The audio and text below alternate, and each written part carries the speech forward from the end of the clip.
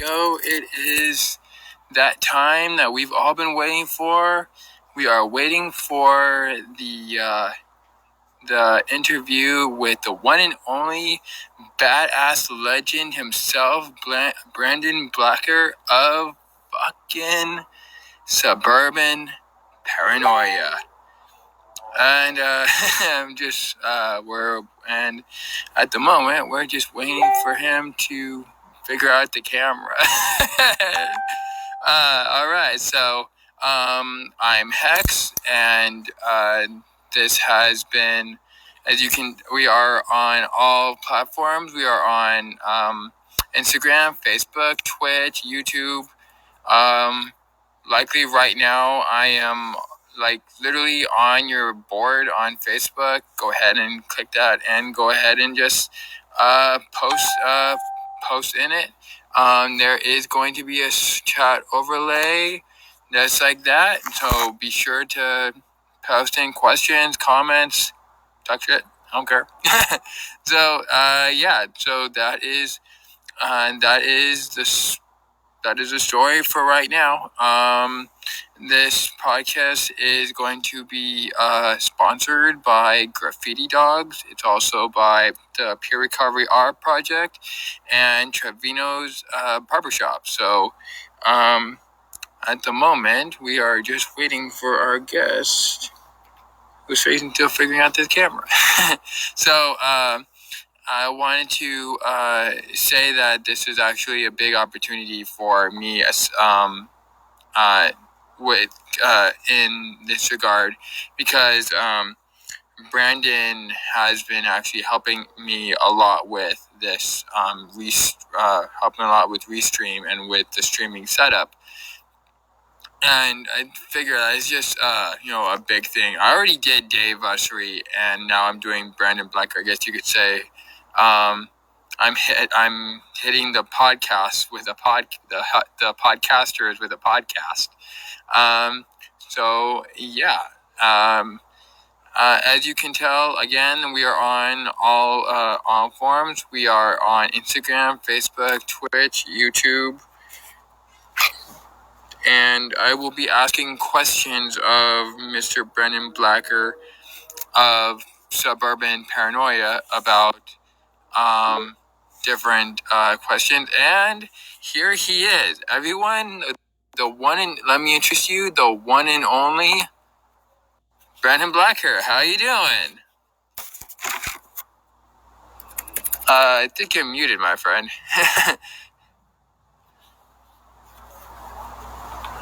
Are you muted? I think you're muted. Can you hear me? I think we're having issues with our commentary.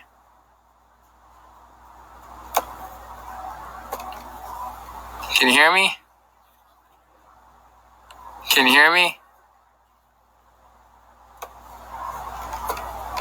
Can you hear me? We're having issues with our sound right now. You can hear me, but I can't hear you.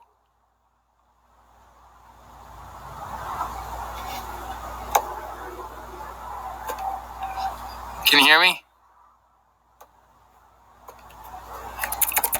I think we're having might be my Bluetooth. Hold on. Oh, that's the reason. Hold on a sec. Okay, let's try that again. Can you hear me? Oh, there we go. Hello. There we go. Let's try that again. My issue was on my Bluetooth. That was embarrassing. Wow, that's a first. Hey, okay, Mr. Branden Blacker, how are you doing tonight? I'm good, man. Just kind of kicking back, hanging with the family. How are you? Is it Chris or is it Christopher? What do I call you? CJ, Hex. I got a bunch of names. Just pick one. Just don't call me late for dinner. All right. Sounds good to me. So let's just crack into it, because there is actually quite a bit that I want to discuss with you. First off, I want you to tell people where they can reach you. That's the very first thing that is a part of this. Okay, man. Well, basically the easiest place to reach me is actually Instagram. Like I use Facebook, I'm all over that, but that's more of a family thing. But Instagram is more of a everybody kind of thing. So you can find me on Instagram at the real Branden Blacker. So go follow me and follow my exploits of being in a band, doing a podcast, having a family, and just doing all the everyday life kind of stuff.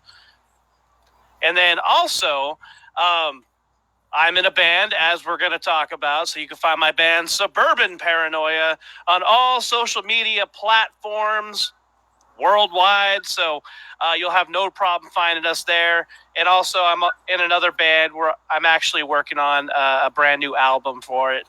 It's called Giving the Devil His Due, or GTDHD. And you can find them on Facebook at facebook.com/GTDHD. Okay, I was like, you actually posted that a few times. I thought that was just another band. I didn't know that was your band. And that's actually pretty cool. I'll be sure to check that out. As I hope the rest of our viewers will also. So I want to first off, I want to give you your dues. I want to thank you for helping me with the streaming platform. As you are yourself are on Talking Shop with the Boss in the Box, along with Dave Ussery from Nothing But Losers. Yes, and I love that boy very much. So I'm happy to be a part. Like basically, like we started that podcast as just a hey, we love pro wrestling, so let's just talk about pro wrestling and do that every single week on a podcast. And it took a little while to get him into it, but once we did, the rest is history. We're about 107 episodes in, so it's it's cool. It's also a way of life because we kind of realize that in order to get a podcast going, you have to be regular. You have to, and Right. not fiber regular, but like, you got to be regular in order to generate an audience and just get people out there to watch your podcast. And so far, we're very happy. We've generated some super cool sponsors. You've also grown also some massive guests also as your last one was the one and only Robert. Okay. Yeah, Robert Calhoun from Wormflesh, and then before that, Skin Lab. I have to say, you are actually you bring up you actually make the rest of us in our podcast followers, I guess you want to put it that way. You're the pioneers of such a hit, and it's actually really refreshing seeing. I guess we are in the social distancing, everyone's freaking out about each other, and then there are some people like yourself who are like, hey, you know what? This is opportunity to do this, and you are podcasting. I mean, when podcasting was around before COVID, everyone's like, oh, it's a radio show, and now everyone's doing it, and you are one of the pioneers from here, no less. I appreciate that. I wouldn't say I'm a pioneer by any means, but like it's been an awesome way to entertain ourselves during the pandemic and before the pandemic. Like we've been doing this for a little over 2 years now, so it's been a lot of fun, and it pretty much just started out with just us ribbing each other every single week, just doing goofy stuff. Like we've literally had episodes where we've just done like an hour of like drinking and like voice impressions and things like that. So, just trying to mimic and imitate our favorite pro wrestlers and things like that. So it's Right. yeah, man. So it's been entertaining. It's been fun, and as far as I'm concerned, we're here to stay. I mean, we're gonna keep going with it as long as we can take it. So onto the question of your band. Actually, I was doing some actual thinking today. As a promoter myself, it's something to ask you guys. Do you guys come out to the Central Valley very often? I mean, this is supposed to be like a podcast based in the 209, but you told me yourself you're more located in the East Bay, but you have life out here in the 209. Yeah, yeah, kind of. I mean, it helps that I'm friends with awesome people out from that area. And I'm sorry, I'm posting so people can join our stream as we speak. So that's all good. So like, it helps that I have friends in cool places. So like out in Modesto, of course, I've got my friends in Nothing But Losers. Mr. Dave Lunchbox Ussery is in that band, as well as Joseph Rush and Aaron Jones, like the rest of those guys. You got Glitch Kill. There's so many bands from that area. Cursed, and I get to come out there every so often. Giving the Devil's Due has been out there as well, with help from, once again, Dave Ussery. He drums for me in that band with me. And Suburban Paranoia, where we've played many a Modesto show, mostly at the OP, the other place, or we've played at like... we played at Spinnakers, or we've played at Yosemite Lanes, and that was fun. And that's actually where I met Mr. Dave Ussery himself, at Yosemite Lanes. Could you tell me a little bit about your impression of the other place? I mean, a lot of people who are probably tuning are like, the OP. What is the OP? They'll probably know that it's a bar, or it's... The Yosemite area is dead to a lot of people. They know probably that there's a bowling alley there, but that's it. And if they know of the OP, they think it's dark, dingy, etc., etc. It's all negative. But from people like you, people like me, people in the music industry, it's our home. We know what it's like. We know how people act there, and we know how the activities are out there. Tell us in your own words your impression of the OP and Spinnakers, if you will. Okay, so like the OP, I played a lot of places.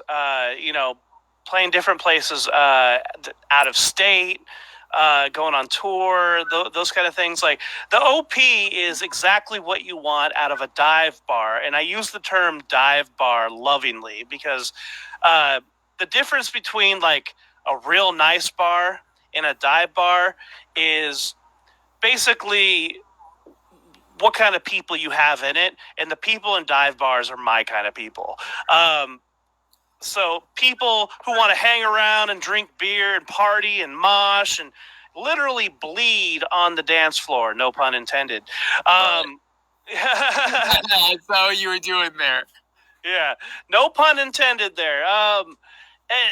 Like the OP is a great place, habited by a lot of awesome Modesto and Central Valley regulars, and that the floor is always sticky.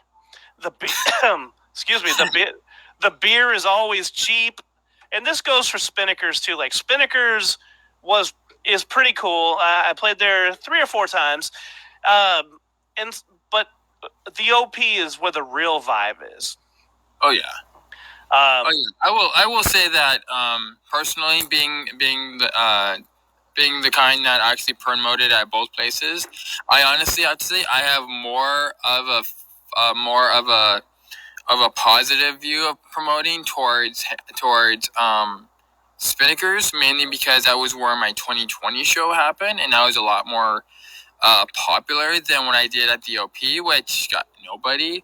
But all in itself, my memories follow both sides, and honestly, I couldn't pick one or the other. I've had both experiences on Spinnakers, where I first got to meet Mari of Perfect Nightmare. I got to see which in turn turned into Harlot Exile, or some of them, Dragons of the West, Nothing But Losers. And then when you switch over to the OP, you have people like Forever Obscured, The Royal Order, and all those harder bands. that are on that side. So honestly, it's apples and oranges. You can't pick one or the other. They both have the same interest. And when this goes back, I plan on doing more promoting. I'm gonna try to do a pattern when I'm promoting, like doing it at OP and then at Spinnakers. But I couldn't pick one or the other. But that's my opinion. Well, the fact that you're getting into promoting and promoting shows is awesome. And when you promote shows, I've been doing it for years. I feel your pain, man. There's an art to it. There's a certain je ne sais quoi. I knew you were gonna say that. I actually have no idea what that means, but I don't either. But it's a fun thing to say. but it's cool though, because it allows you to express yourself, but at other people's expense. So if you're doing something really cool and it turns out great, that means you did something amazing. But if it turns out bad, that means you did something bad. So that becomes a learning process. Right. And I'll admit I've had both of them. Honestly, it's a matter. It's in the idea of being a tech, you're dealing with the promoter, but when you are the promoter, your boss is the public, and that just makes it 10 times scarier. Oh gosh, hell yeah. So, that's why you got to be your own boss. Right. So back to suburban paranoia. Let's talk a little bit about your music. You are in a sense, from what I've heard, you are metalcore, or are you thrash metal, or are you something in between, or what exactly do you consider your music to be? I personally would consider it's really hard because here, let me take you down memory lane a little bit. So there you go. Suburban Paranoia. I've only been in the band for about 6 years. Suburban Paranoia has been around since 1990. So our guitar player, Daniel Arruda, he's the founder of the band, and he's been doing it ever since. And the band is your quintessential thrash band, a band that followed Slayer, a band that followed old Exodus and old Megadeth kind of stuff. And over time, it's pretty much just evolved. Ever since I joined the band, I have a very deep root in hardcore and metalcore. So ever since I joined the band, things kind of became a melting pot. So the thrash metal, traditional thrash metal that we had, kind of turned into, groove metal and some thrashcore. Yeah, I like the term thrashcore. It's still very thrash. It has a lot of Pantera elements, it has a lot of Slayer elements, sure, but now it has more newer age elements to it. And I can never be involved in something if it didn't have any of my little spin on it. You know what I mean? Right. One of the things that I noticed about your scream, that's a really big thing I wanted to talk about you tonight, is your screams. Mm-hmm. When not the very beginning, but when I first started listening to Suburban Paranoia, it did give me a thrash, hard, Slayer, Testament, Metallica feeling, if you can call Metallica-ish on thrash. I believe they were talking a lot about that. But then as the more I listened to it, your screams went from being shrieks like they did in traditional thrash. You went into yells like they do in metalcore. What was the sort of transformation from that? And was that open to your band, or did you do that? It was more along the lines of me, because I've always been a frontman of sorts. I've always been a singer of sorts, but it's also me adapting to any situation I'm in. So, for example, in Suburban Paranoia, when I joined, I was just the frontman, just the singer. And then that turned to me being the singer and bass player, then me being the singer and guitar player, and now I am the singer and drummer. So every single time I switch an instrument, I have to kind of adapt. Absolutely, man. Like, especially now, dude, playing drums and singing is hard. Honestly, I have to say that Harlot Exiled actually does the same thing. I've noticed is that they'll have she'll be the singer will be up front, making her vocals, and then in the back you hear the shrieking. You're like, who's saying that? And it's the drummer who has a mic attached to his handle, and he's screaming into it and hitting the drums. And I'm like, that's really innovative, but oh my God, you're like, how do you... We all know, we all see when bands drum. And I'm pretty sure it's 10 times harder than the way it's seen. So when you think about it that way, putting your face to a mic while not seeing the drums and still doing it at the same point of your other instruments and players, it's insane. Well, okay, think about this. So, I'm not a skinny dude. Unfortunately, I'm not in the best shape, admittedly. However, imagine getting on a treadmill, and this is what it's like to sing and play drums in a thrash metal band. Okay, so imagine getting on a treadmill, right? And you put that treadmill to maybe about a 3.5, and you're kind of jogging. Now, when you're jogging, imagine singing an entire song.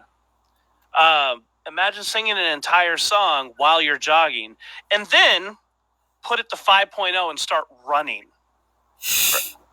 And then sing. And then do that for an hour or more. And tell me that doesn't get tiring. So it's tough to do, and to fully answer your question, like from like shrieking to like kind of metalcore yelling.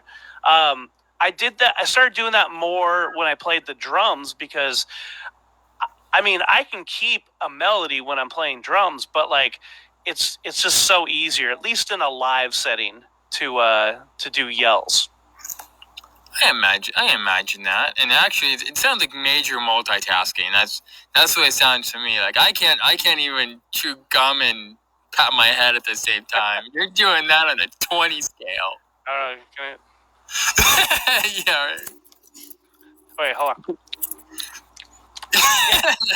Right. I guess I can do it. Okay. Yes. So, all right. So so you are clearly from an age that, I want to say age, that's not meant to sound old. You are clearly from a time where thrash was king. So tell us some of your stories that brought you to this point. So in what term? Like just being in a band, or liking? Yeah. I guess put it in a way that is. Let's try stories. Let's try stages. Let's try to talk about some of the stories of your stages that has actually brought you up. Put it that way, if you can. Okay. So I'll put it like this. So I'll tell you the story of how I started. There you go. Okay, so way back when I was about 14 years old, and some friends of mine in high school, we decided, like, we were really big into the Misfits. We were really big into AFI, Tiger Army, just kind of dark hardcore punk rock kind of stuff. Right. We were really into it, and we made this band called Bloodstool.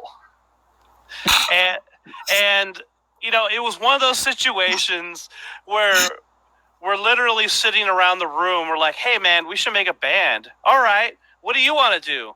Well, I have a drum set. Okay, you play drums. Well, I have a guitar. Okay, you play guitar. All right, well, I mean, you can play bass. Can you sing? No, I can't sing. Okay, you play bass, and then I'll sing. Like, all right, cool. So we literally made a horror punk band, and down to the point, like I got pictures somewhere where we have like black makeup on, and black eye makeup, and it was terrifying. It was really bad. Like our guitar player's like wearing fishnets. Not that there's anything wrong with that. It was just really cool to see.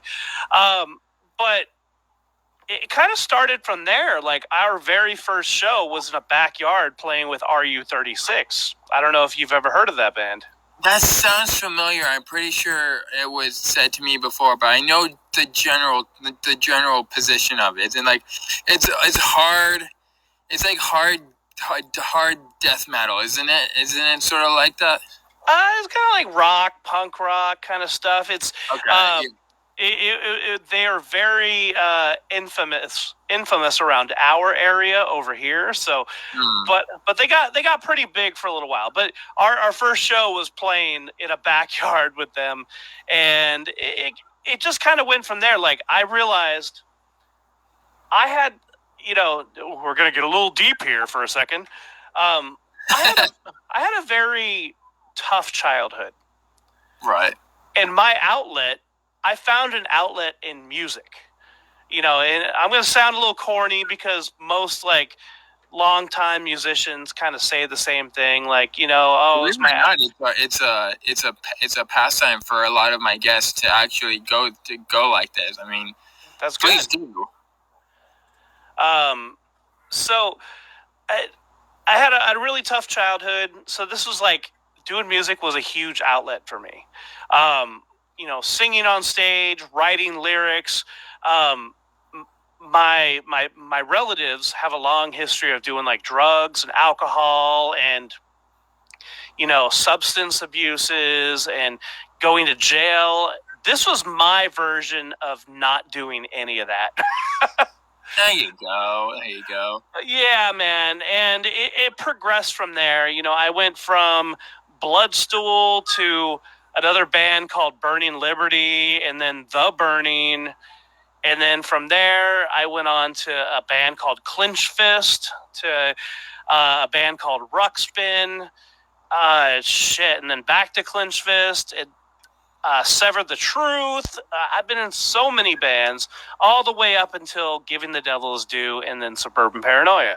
So the stages in which all of that came about, band life has always given me some sort of purpose and meaning. So being in a band has allowed me to like keep myself occupied, stay out of trouble, and not be a dipshit.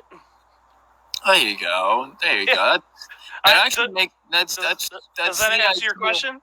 That very much answers my question. It's the way that you put it is that music is your anti-drug. Quite literally. That's a good way of putting it. So with all of these, I have to ask, what was your favorite place to play, or when was it that you began going to places to play? Oh man, shoot. So my very first like real venue I played was, I think, the Concord Depot. Out here in Concord. It's definitely and sadly not here anymore. It closed many years ago. But Bloodstool and Burning Liberty played that place a whole bunch of times.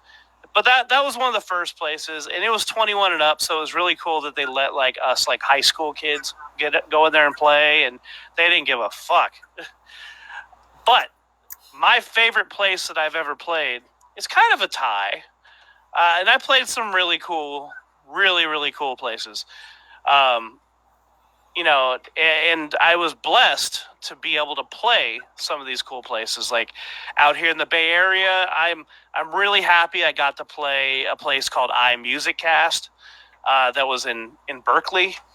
Hey, that's actually one that I was hoping you'd say, but I couldn't exactly remember it off the top of my head. There's a bunch of places out there in the San Francisco East Bay area, and in my opinion, the East Bay is the venue central. I mean, they literally have between in the BART Central, because I take the BART and to get to airports. That's where I do. Is I take planes every once in a while.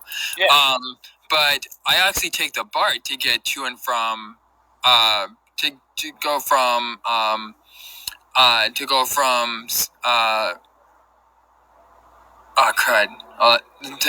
basically go from here over to San Francisco Airport, and there is dots on the map that BART goes to, which are cities, and inside those cities, I'm sure are at least 5 venues, and that just points just how big the venue area is actually focused in the East Bay. For sure. Back in the day, iMusicCast was a big one. This was during the time of like this was during the time of like MySpace, if you remember that at all. Oh my God, MySpace! I don't know how many times I've heard of it. Again, I was more of a Gaia Online anime fan when MySpace got. Oh, you should be on MySpace. No. Okay. But I know of it enough. Yes. Yeah. Okay. So, during that time frame, that's when that venue was around. Blake's on Telegraph was really cool.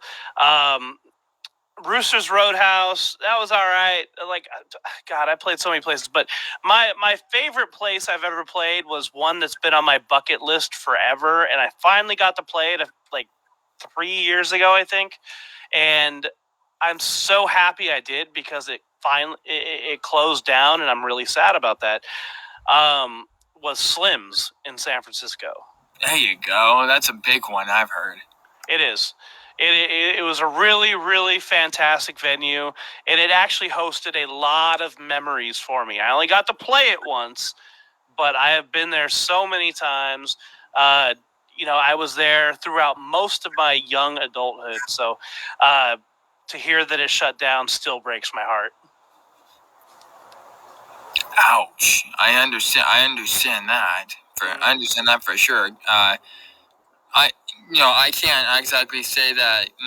There's one band, one venue that's close to my heart. But let me tell you, Fat Cat was definitely one of the first that I actually got to see. So I guess that's close.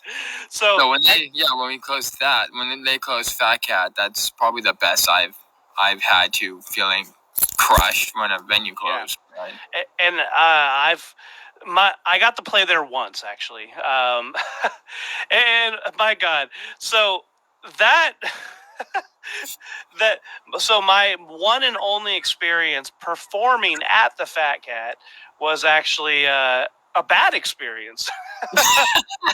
It was so I don't remember who put on the show, but there was like my band at the time plus like 2 other bands, and there was nobody there. So like and let me emphasize the fact that when I say there was nobody there, I mean there was just the bartender. Ouch. Yeah, dude. So we set up, we played, and the other band stayed outside. Nobody came in. Oh, I can't imagine that. I can't. That's harsh. That's ouch. Yeah, so we came and drove an hour and a half. Like, it was nice playing the giant ass stage that the Fat Cat had. That was awesome. And they also had, at the time, they had like this long catwalk that came from the stage. And so it was like a lot of room to move around, which was awesome. But there was nobody to play to. So, the band stayed outside. So we drove an hour and a half. We played and we surveyed the situation, and we just packed up and went home. Oh my God. I am so sorry. I mean, one of the greatest national, or what was the greatest national venue of Modesto, and you had a crappy time of it.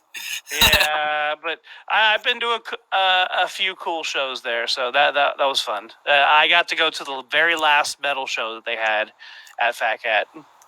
You mean the what is it? The Fat Cat's Last Stand or one of them? Yeah, it was with Nothing But Losers. Oh shoot, the name of that cover band that I forgot, and somebody else. But all the homies were there. All the homies were there for sure. Oh, I was there also. I was working the door that night. Actually, I got paid. Okay. I got paid $50 for that, so I'm excited about it. That was one of my favorites. I actually got to meet Nikki Thomas for Mike Vanek's wife for that one, and that was a real treat. I mean, I gotta say that was a peak. That was a peak of my performance as a doorman. That was actually one of my favorites. So, what? Yeah. So the Fat Cat is your favorite venue? I can't say it's my favorite because like I said, I'm partial to the Spinnakers, OP, and Fat Cat. Mm-hmm. But Fat Cat was my favorite that closed down. Let me put it that way. Okay. That's cool. Yeah. So yeah, I mean, to kind of go back to your first question, I've played Spinnakers, I've played the OP, I've played Yosemite Lanes, and I played the Fat Cat, and I played the little festivals that they have out there, like what are they called? Lucky Fest. I was lucky enough to play Lucky Fest, the Summoning. So I've had a lot of awesome experiences in Modesto. I love Modesto. What about X-Fest? Did you have any experience with X-Fest? Oh, yes. But it wasn't in Modesto, though. I got to be at and perform at the one that was in Stockton. Nice. Nice. I was apparently I was there for that one too, and actually had a time of it. But I actually wanted more to hear. As much as we love the areas around our hometown, I'm asking if you played any of the big ones, like say oh my god, like Warp Tour, or one of those big ones, Hellfest, or one of those big ones. I'm sure that you've actually played a few of them out there, also. Haven't played any of the big name ones, unfortunately. That would be amazing. I've been to them. I've been to so many Mayhem Fests. I've been to so many Warp Tours. I've been to Sounds of the Underground. God, man, I've played some like decent sized fests, but none of the big ones. Like Giving the Devil's Due, we got to play something called Wild Fest that was headlined by We Came as Romans and As Blood Runs Black. Oh shit!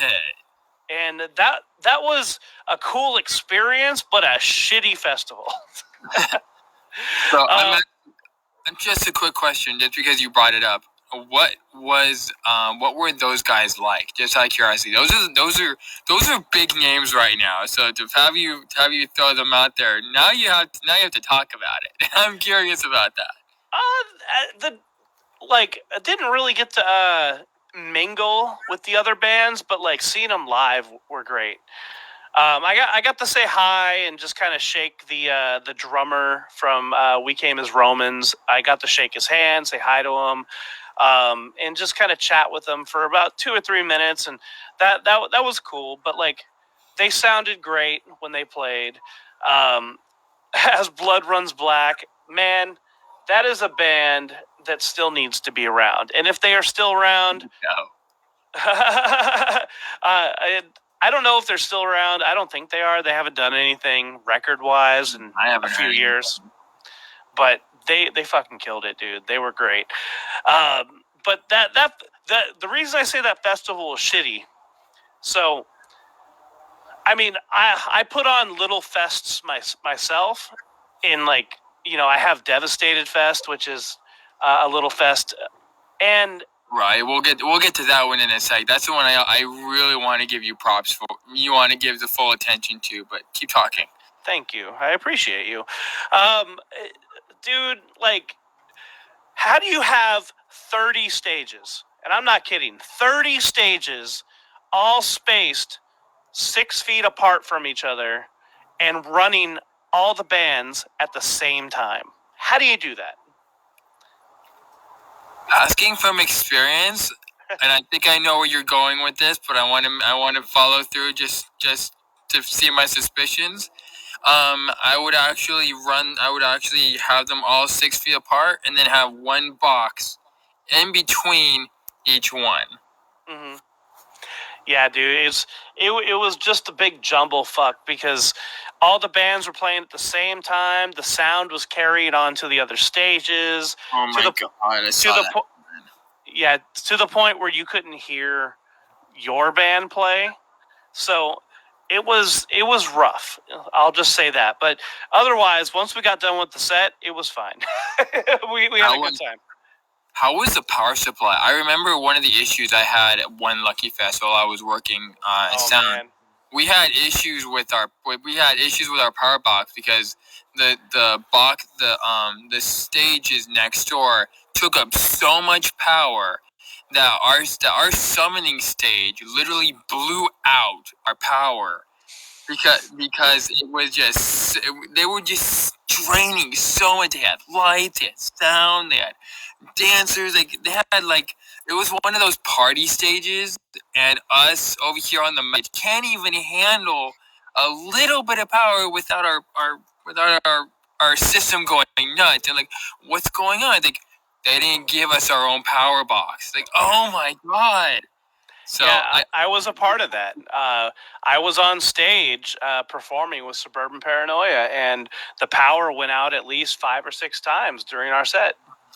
Not good. It was rough, but we got through it. But it was rough. That's very much true. We got through it. I'm over here trying to unplug everything, plugging it back in. Traditional computer geek thinking. What are you gonna do? Plugging it in and taking it out and plugging it back in, and eventually we got it. So sounds like you've been through hell when it comes to when it comes to your own sets.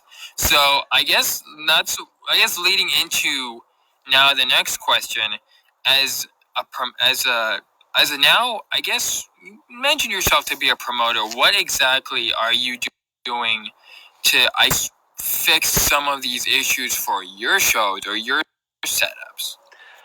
I don't necessarily know how to answer that question, but I will say this. Every show that I put on, every festival that I put on, it's always been put together out of respect.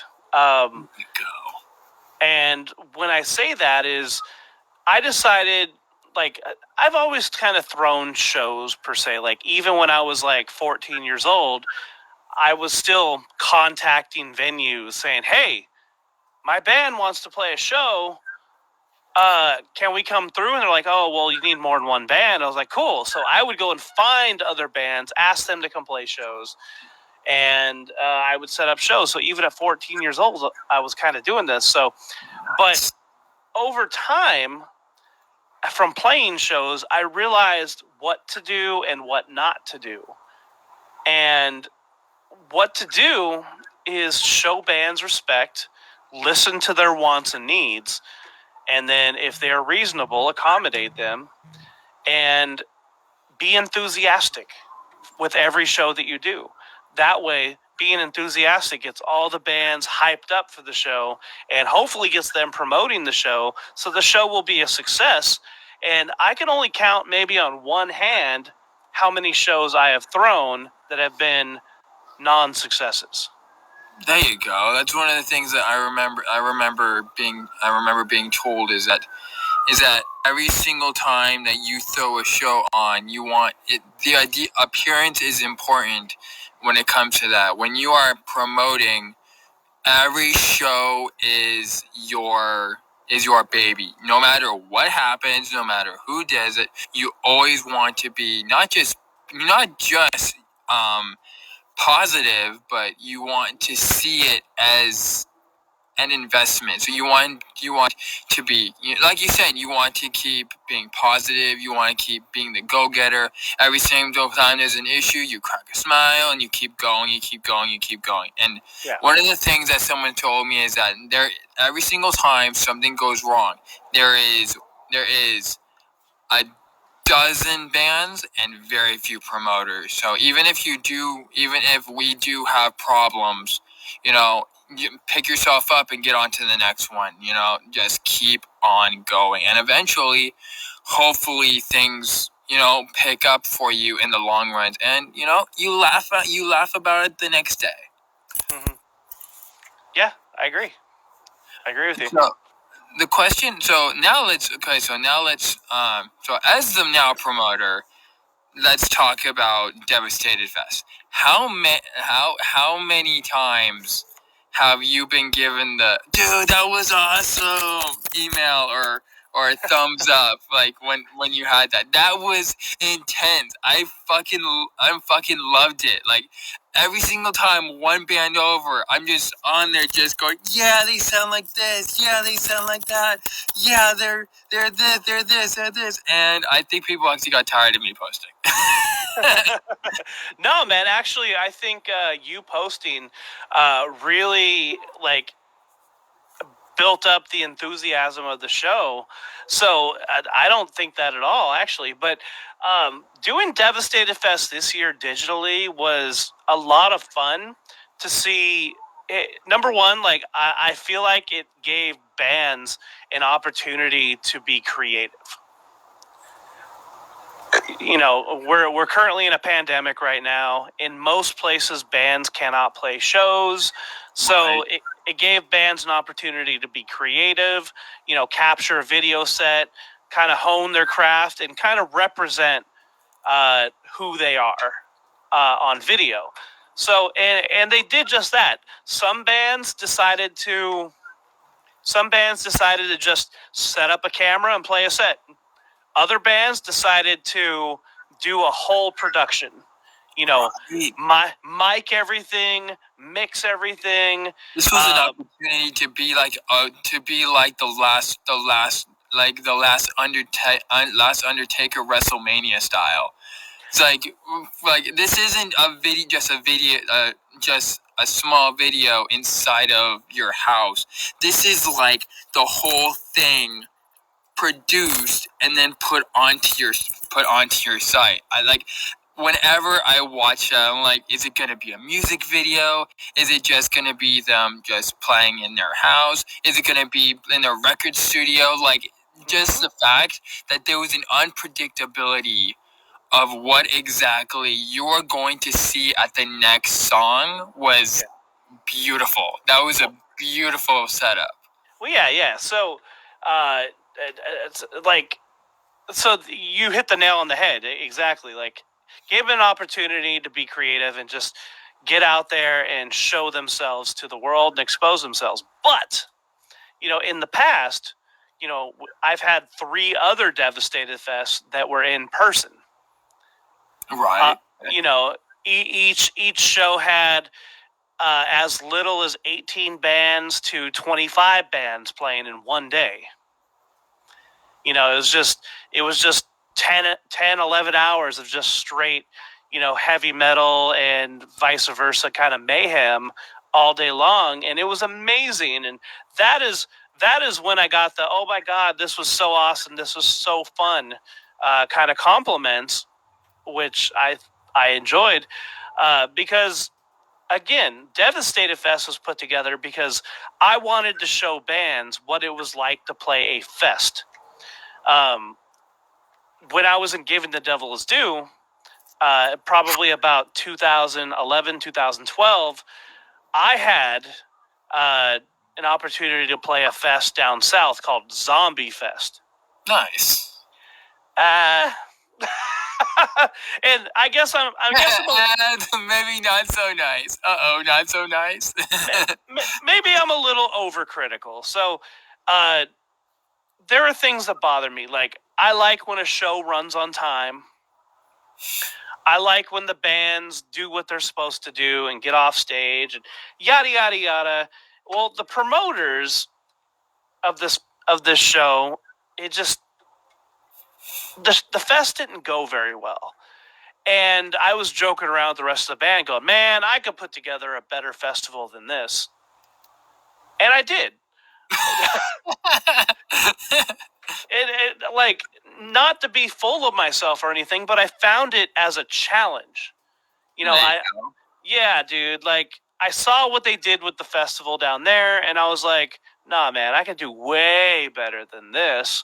This sounds like a traditional Twister quote. Not so nice. Yeah, Apparently, dude. didn't go so well. So the things that I learned putting festivals together is you have to have capital, money. You got to have that money. Right.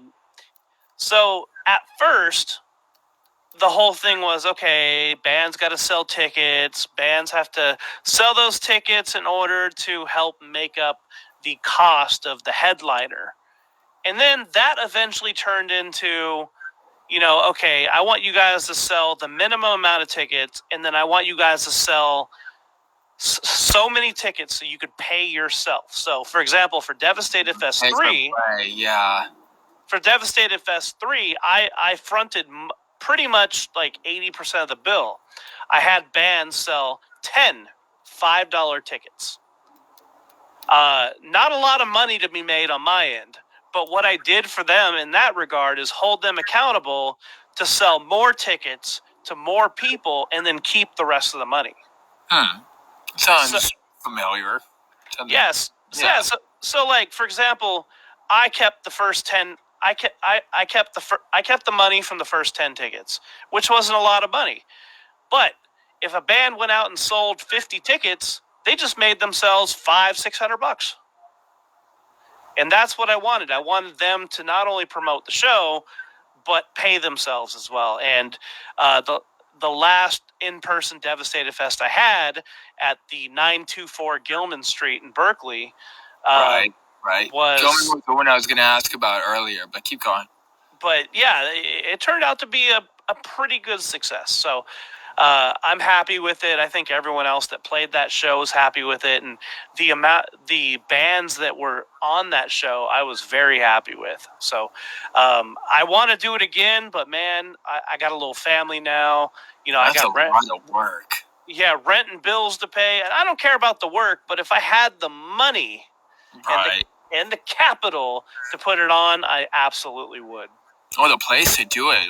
That's a one thing down here in the Central Valley we have problems with is that we don't really have a ton of venues. I mean, Fat Cat was our national stage and then taken down, and now we got the Gallo Center, which is basically making more, basically taking the brunt of what we were giving and what we were.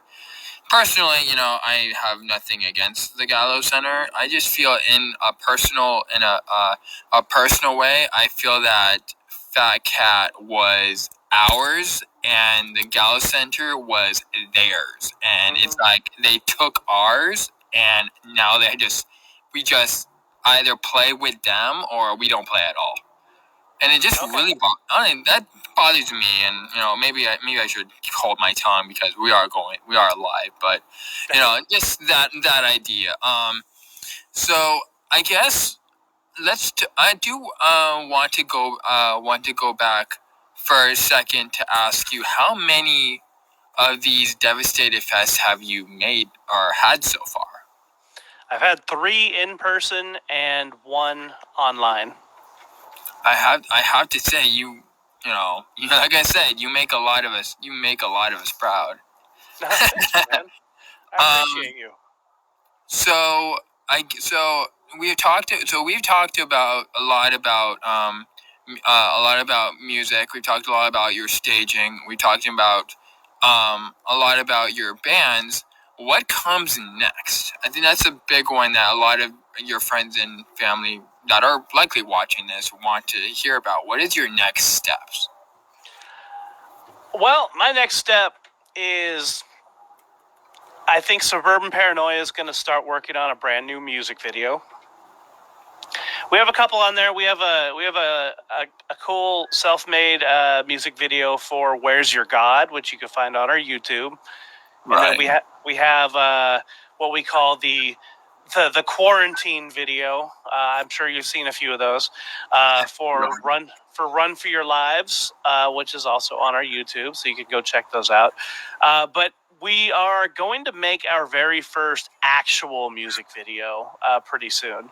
And that is going to be for the song Digital Disease. My personal opinion, and maybe I might be going a little bit overboard when I speak of this, but I know that when Wormflesh was doing a lot of their music videos, they actually brought a lot of Jamie Salazar and Joe Salazar together. Have you thought about using them for your music videos, just like Wormflesh did? I haven't thought of it. Probably not for this upcoming one because we have a very isolated idea. But maybe for the upcoming ones, we do have some ideas for upcoming videos, so that could be something in the future. But I absolutely love Jamie and Joe. I hope they are well, and I hope Bav Morta for sure, yeah, gets going again. Yeah, Joe and Jamie are sweethearts. Big love, guys. If you're watching this, we love you. I hope you're doing okay. So wow, that is a lot. That's a lot to take in. So again, why don't you? Where can we find you again? All right, my man. So, you can find me on Instagram at The Real Branden Blacker, and then you can find my band Suburban Paranoia on all social media platforms under Suburban Paranoia. And we're also on all streaming platforms as well, so Spotify, Apple Music, etc., etc., etc. And you can find my other project, Giving the Devil His Due, GTDHD. You can find that on Facebook, so go check it out. Some nice hardcore for you. There you go. And you can find me at Facebook for HexHeart. That's HEX space HEART. You can also find me under Hex Heartless on YouTube, or Christopher Pagano at cjpagano89@gmail.com, which is my other YouTube, and that actually has a bunch of different videos of concerts that I've personally videoed of guys like this, and there's a lot of other stuff. So yeah, I'm also on Instagram for HexHeart Promo, and yeah, check that out. And I want to thank you, Mr. Branden Blacker of Suburban Paranoia. You are a god among men for doing this at this time. And I'll talk to you guys later on Talking Shop with Box and Boss. I think I got that backwards. That's okay.